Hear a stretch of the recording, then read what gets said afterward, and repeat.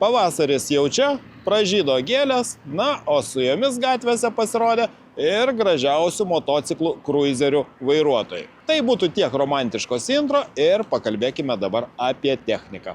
Ir konkrečiai ne bet kokią, o kruizerį turinti V4 motorą. Na, iš tiesų, kalbant apie tokio tipo motociklą, dažniausiai įsivaizduoju V2 variklį. Anksčiau kažkada buvo mažiukai, net vieno cilindro motorai, tačiau V4 motorų gali pasigirti retas, na, nebent Ducati. Tačiau yra dar vienas gamintojas, kuris siūlo būtent tokį variklį, būtent tokį cilindrų išdėstymą ir aš kalbu apie štai čia už mane stovinti Kudžiai Motor SRV 600 motociklą.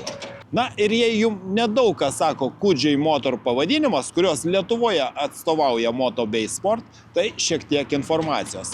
Įmonė Kinijoje buvo įkurta dar 1985 metais, o nuo 2016 metų priklauso Geely kompanijai. Geely kompanija arba grupė, priminsiu, yra Volvo, Polestar, Aston Martin, Lotus automobilinių ženklų savininkai, na ir taip pat Benelli, itališkos markės, kurie parduoda daugiausiai motociklų Europoje akcininkai.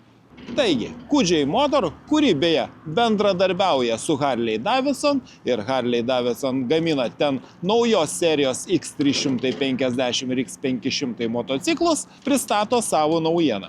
Naują Cruiser tipo motociklą SRV 600V. Cruiser tipo motociklas ir bendradarbiavimas su Harley Davidson akivaizdu, kad davė tiesioginę naudą.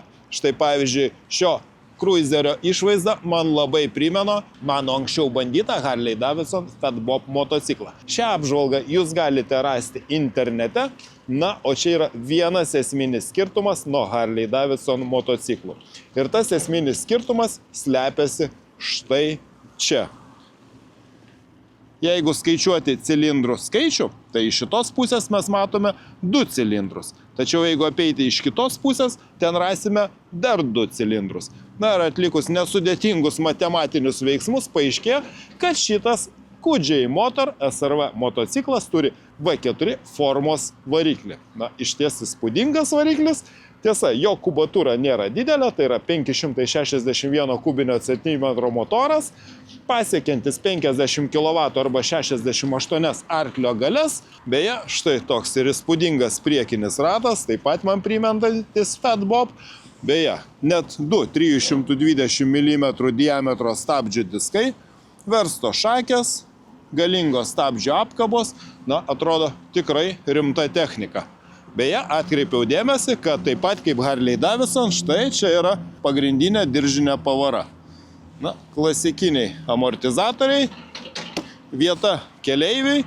Keleivis galbūt nepagirs už tai, kad čia nėra kažkokio atskirų rankenėlių laikytis, teks įsitverti tvirčiau į keleivį, bet štai pavyzdžiui čia toksai įdomus momentas, tam, kad nenusidegintum kojo, štai yra apsaugota vieta ties duslintuvu, štai taip, ne bet kaip užviniota, atrodo tikrai gražiai, kokybiškai, na ir aš jau apžvelgdamas ne vieną kinišką techniką, tarp jų buvo ir motociklai, atkreipiau dėmesį, kad kinai tikrai labai sparčiai tobulėja.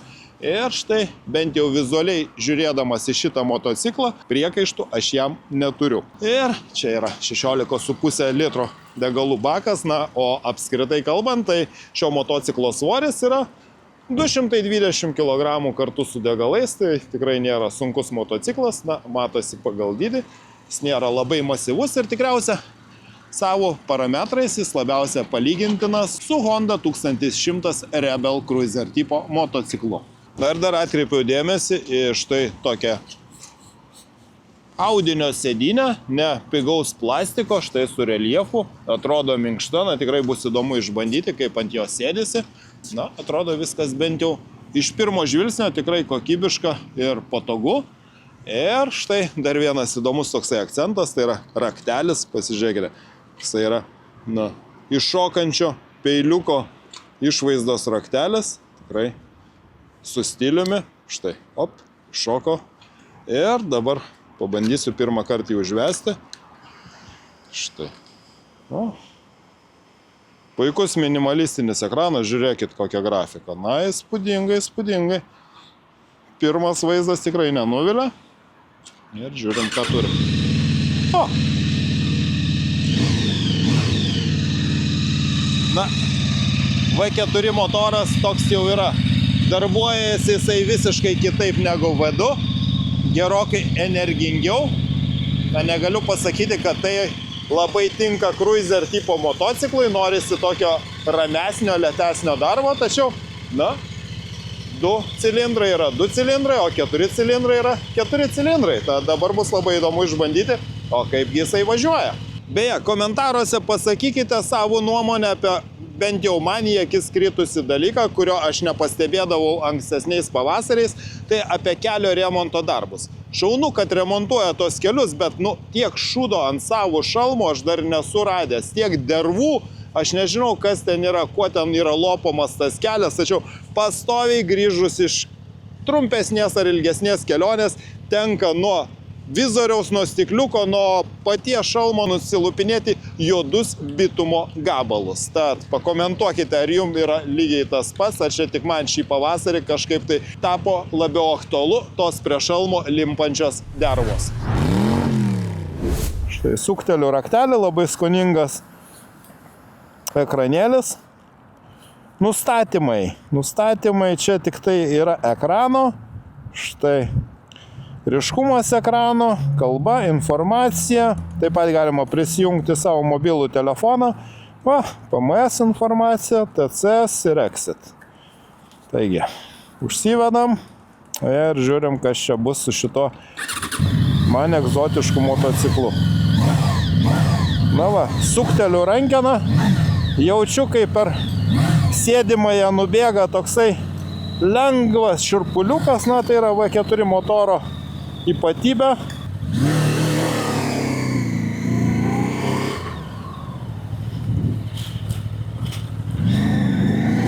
Wow! Norėtųsi neteko kokio tai režimo. Labai žvaliai pajudėjo. Tiesą sakant, labai netikėtai žvaliai. Nedidelis svoris. Volia. Maloniai nustebino. Pirmas rankenos apsukimas. Pademonstruosiu, kaip štai su 4 pavara išvažiavau. O tiesiog išvažiavau su 4 pavara. Tai įsivaizduojat, koks platus diapazonas sukimo momento šito variklio, ką aš iškart ir pasakiau. Wow, kaip žvaliai sukasi. Štai išvažiavau su 4 pavara be jokių vargelių. Čia užsižaidžiu, vis stabdau visus, tačiau pirma čia net nereikalinga išvažiavimą, štai spustelėjau, išjungiau posūkį, tai tie posūkiai tokie patys kaip Harley Davidson, na nieko keisto. Į motociklą žiūri, kai jį pamato, jo neišgirsi, jisai yra tylus, štai. Galite kaip koksai begalvis britvininkas pagazuoti, bet akivaizdu, kad tai visiškai ne šio motociklo stiliaus garsas, sakykime taip. Na, žinau, tikriausia pasakysite, na, Jurgi, visai jau saulutėje perkaitai, ką čia sugalvojai lyginti? Ducati XDV naujausia su kinišku motociklu. Na, tai čia yra visiška šventvagystė. Bet V4 yra V4, čia V4 ir tenais V4. Tad štai jums ir palyginimas. Žinoma, čia daugiau kaip litras darbinio tūrio, 168 arklio jėgos, beveik 130 Nm. Na, visai kitoks motoras negu čia, kur 50 kW, 60 Nm. Čia yra visiškai naujas XDV, pakeitęs ankstesnį modelį, kuris turėjo 1260 variklį.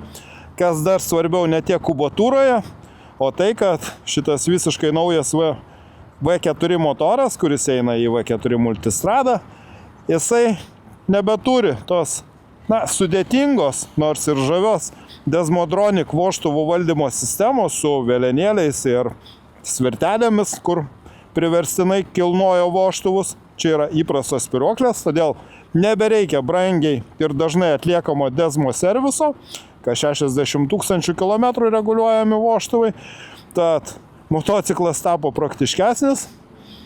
Na ir apie XDV žinoma galima pasakoti tikrai labai daugą. O pagrindinis dalykas, kad palyginti su ankstesniu modeliu, jisai gerokai palengvėjo, ne 20 kg. Tai jis dabar sveria apie 229 kg.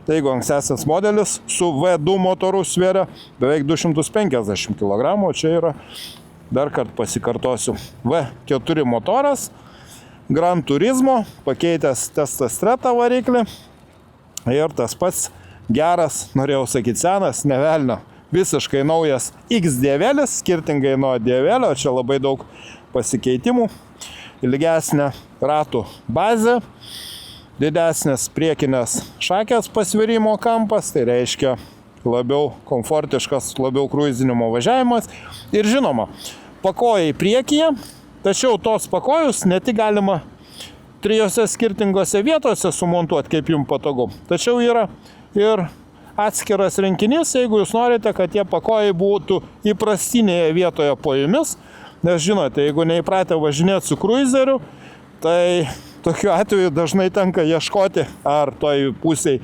pavaros perjungimo, ar šitoj pusėj stabdžių pedalo, kažkur tai po savimi. Tad čia yra galimybė sumontuoti šitos pedalus, čia esančius priekyje ir po savimi. Gal kai kam tai yra labiau įprasta, aš jau važiavau šio motociklu ir jisai man tikrai labai patiko, jau nešnekant apie jo išvaizdą, na pasižiūrėkite. Čia yra aliuzija į amerikietiškus muscle carus. Štai toks atviras ratas, štai tokia įspūdinga išmetimo sistema. Tiesa, jinai gali būti ir garsesnė, bet tai papildomai kainuoja 10 000 eurų, o jeigu aš jau pradėjau kalbėti apie kainas, tai labai paprastas palyginimas. 7 000 eurų, nuo 30 000 eurų ir tie, kurie nori visko, šitą motociklą sugeba susikomplektuoti dar už papildomai 15 000 eurų. Aišku, jūs galite nebejoti, kad čia pilna įvairiausių nustatymų. Štai galima pasirinkti įvairiausius važiavimo režimus. Touring, Urban, Wet, žinoma Sport. Ir kiekviename šitame režime dar yra atskiri nustatymai. Daugybė įvairiausių parinkčių, kur galite viską pasirinkti nuo pakabos iki variklio darbo, stabdžių, visko kiek tik norite. Na, o man visgi norisi išvažiuoti tuo pačiu maršrutu, kur važiavau su kinišku motociklu ir man tikrai patiko. Kaip matėte, išvažiavau net 4 pavara su stovinčiu motociklu pravažiuoti tą pačią trasą, štai su šiuo naujausiu Ducati XDV. Štai, pasirinkau Touring važiavimo režimą ir kojytės į priekį ir judam.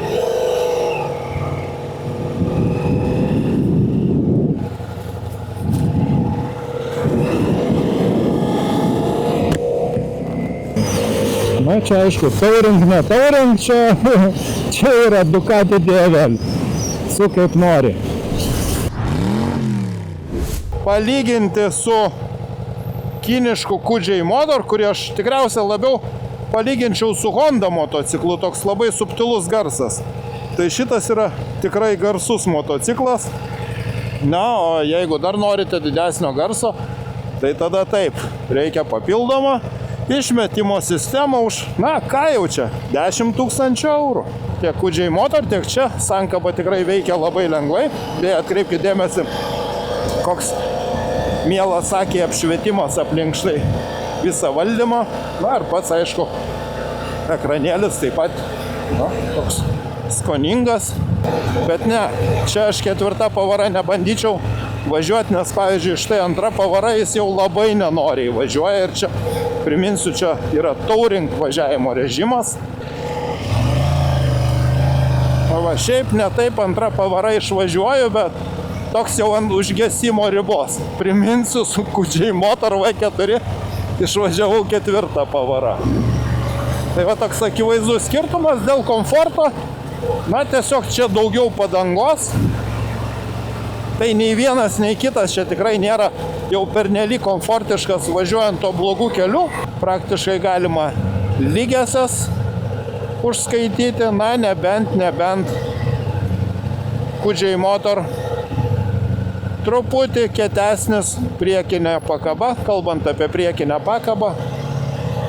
O štai šitas, nes palyginti su įprastu DVL modeliu, čia yra šakės kampas, labiau tokiam kruizinimui, greitam, ilgam ir sąlyginai ramiam važiavimui. Yra kitoks kampas ir taip pat didesnis atstumas tarp ratų, palyginti su įprastu DVL-u. Bet ne, akivaizdu, kad jeigu norite makaluotis mieste, tai čia DVL-ui yra toks, iššūkis iš tikrųjų. Čia va, iki 4000 sūkių čia nieko nevyksta. Važiuoja, bet nedžiugina. Tai va, tokie reikaliukai. Išvažiavau su šito DVL-u į greitkelį, kur jam ir vieta, nes mieste tai man nekyla klausimų. Aš geriau važinėčiau tikrai be jokio perdėjimo, be jokio, sakykime, taip, pagražinimo. Tikrai man smagiau mieste važinėti su tuo Kudžiai Motor SRV 600, nes jis lengvesnis, jo variklis sukasi smagiau. Su šituogi, kiek jungiau režimo, ar tai būtų Touring, ar tai būtų Urban, trečios pavaros, be 4000, aš nežinau, ta prasme, važiuoti su trečia pavara galima jau nuo 60, kas jau mieste nėra leistina. Šiaip važiuoji pirma, antra pavara, kažkur tai važiuoji ten prie sankryžos, tada visą laiką tik pirma, tokia tampasi tas motociklas, ne. Tai ne apie tai, ne apie miestą važinėjimą, nebent kokie yra erdvūs prospektai, kuriais važinėjate. Yra apie važiavimą užmiestį ir štai atkreipkite dėmesį, low fuel. Ir sakiau, pakalbėsiu apie degalų sąnaudas ir štai rodo dabar 7,7 litro po kitų dar važiuotų testinių kilometrų, tai 270 km, mano čia yra tik keliasdešimt kilometrų. Ir turiu pasakyti, kad tokias sąnaudas ir turite įsivaizduoti su šiuo motoru. Aišku, yra atjungiami du galiniai cilindrai, kad nešildytų jūsų šeimos vertybių, taip pat, kad taupytų jūsų degalus, tai manau tiesiogiai susiję dalykai.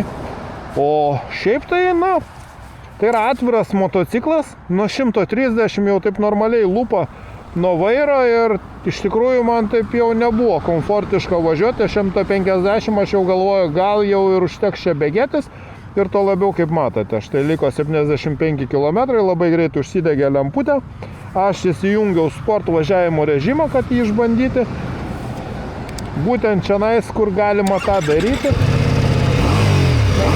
Garsiau dirba.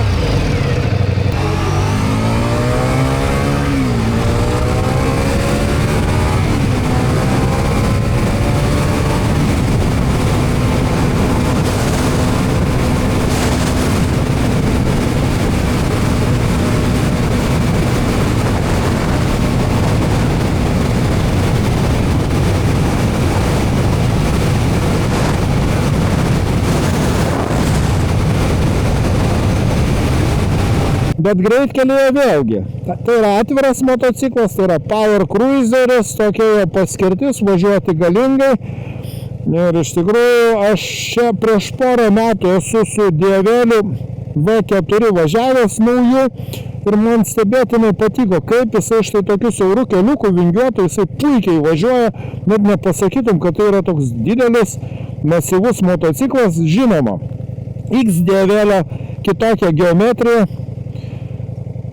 nuožulnesnė priekinė šakė, tai yra labiau komfortiškas važiavimas, netoks aštrus, tačiau, lūkesčiai iš tikrųjų tokie patys, kad jis turi važiuoti tikrai ne taip, kaip suponuoja jo išvaizdą.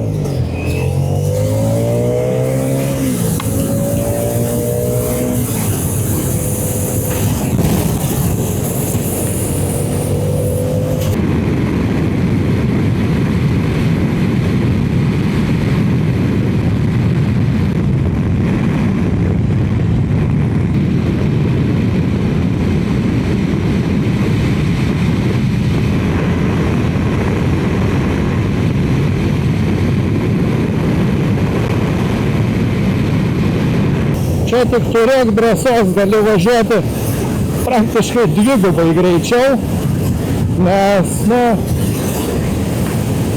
priminsiu, gerokai lengvesnis negu ankstesnis motociklas ir X9 tikrai labai apgaulinga išvaizda, tai taip yra Power Cruiseris, taip čia yra kojas į priekį, bet kaip jis įvažiuoja į posūkius, kaip jis bėgėjasi, kaip jis stabdo ir koks jis yra iš tiesų manevringas, tai yra, kažkas stebėtino.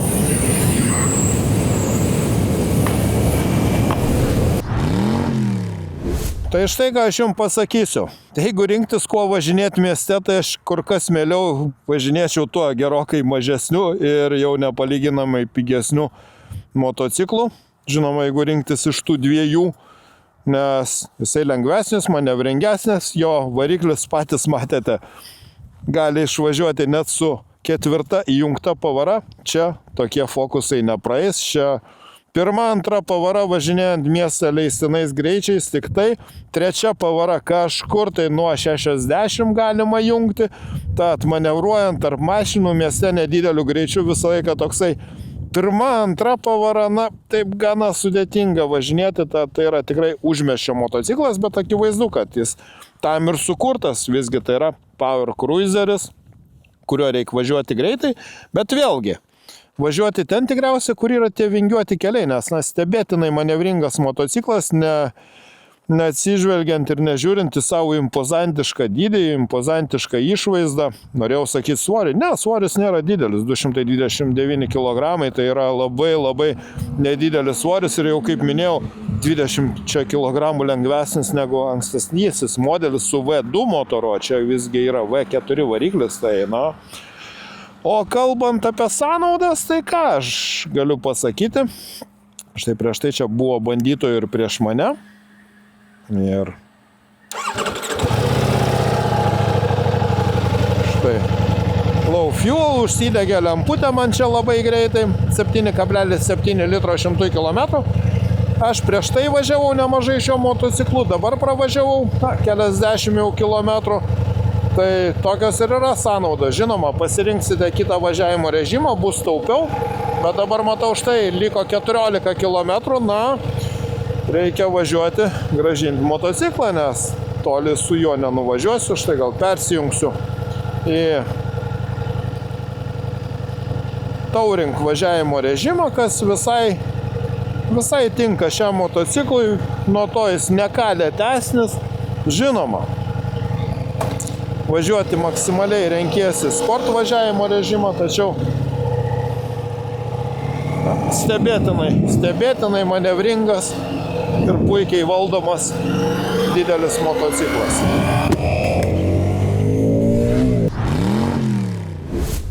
Grįžtu aš prie mažesniojo QJ Motor SRV 600 ir dar nepaminėjau kelių dalykų. Štai pavyzdžiui, atkreipiau dėmesį Marzocchi priekinę pakabą, tačiau nepasakiau, kad štai šios QJ Motor logotipu pažymėtos stabdžių sistemos gamintojas yra ne kas kitas, o Brembo. Būtent Brembo gamina stabdžių sistemą šitam QJ Motor motociklui. Paspaudus štai mygtuką, čia galima susieti savo telefoną. Android Auto arba štai iOS, rodyti parinktis, atidaryti nuorodą.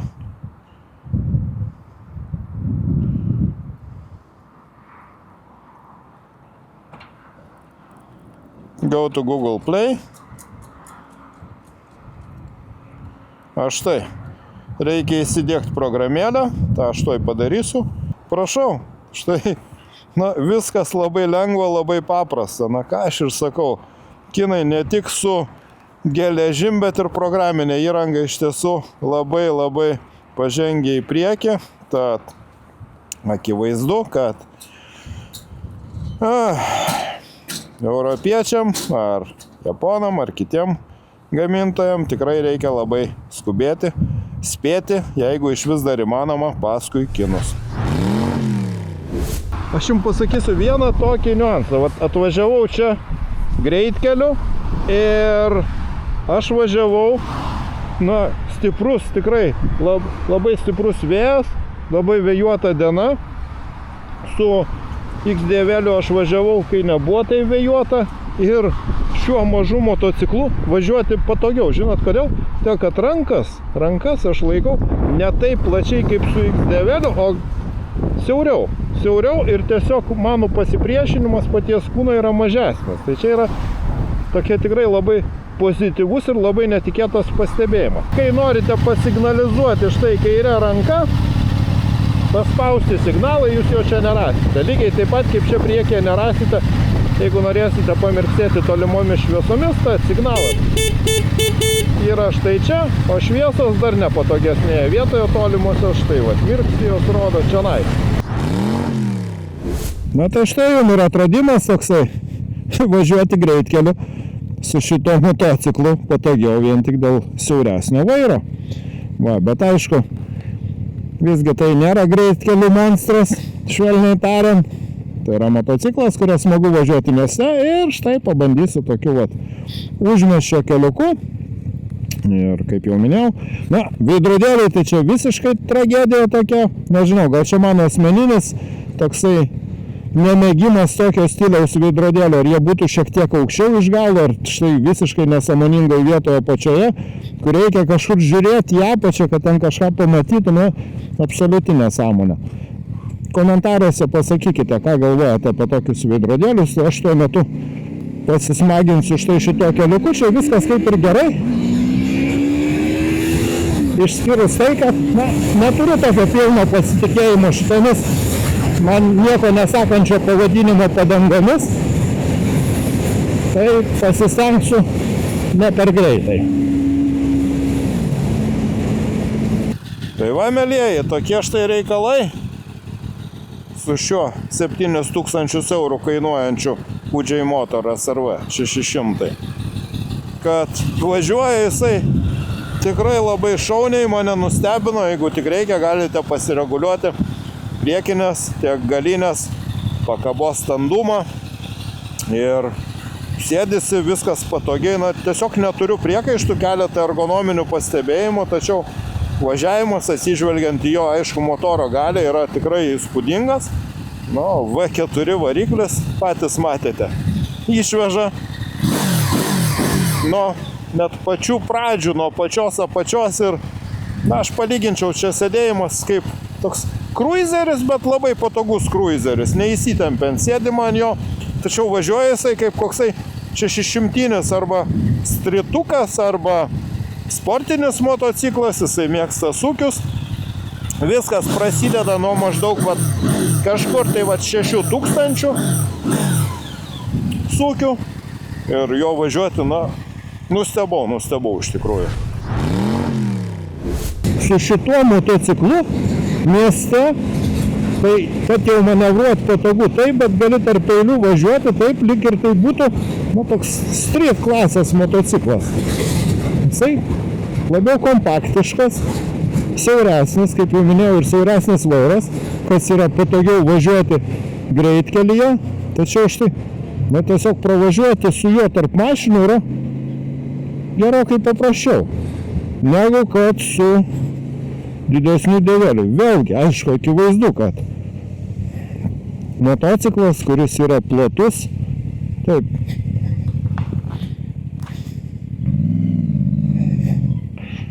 kuris yra platus, jisai ne taip lengvai pravažiuos tarp mašinų, tačiau štai jums ir kruizeris, paprastas, paprasčiausias. Aišku, važiuočiau drąsiau, jeigu čia kiekvieną dieną važinėčiau šito motociklu, tačiau štai ir dinamika. Štai kolegos baikeriai važiuoja. Galit pasižiūrėti, kas čia darosi. Štai tokį vėją aš važinėjau. O, toks oras čia.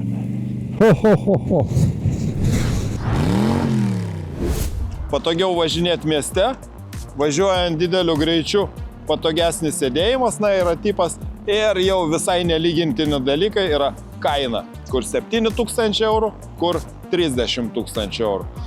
Žinoma, tai visai skirtingų klasių, kategorijų ir paskirties motociklai. Vienas yra sportinis litrinis galingas superbaikas, kurio važiuojama greitai, tačiau stebėtinai manevringai ir azartiškai. Na, o štai šis motociklas labiau skirtas tiem, kurie ieško galbūt pirmojo savo motociklo, galbūt nori cruiser tipo motociklo, tačiau važiuoja jisai kaip smagus vidutinės klasės streetas arba sportinis motociklas, kurio labai smagu važinėti tiek mieste, tiek ir už miesto. Tad aš tikrai labai rekomenduoju atvykti ir išbandyti Kudžiai Motor SVR 600 motociklą, kuris neturi jokių abejonių, nustebins jūs lygiai taip pat, kaip nustebino ir mane.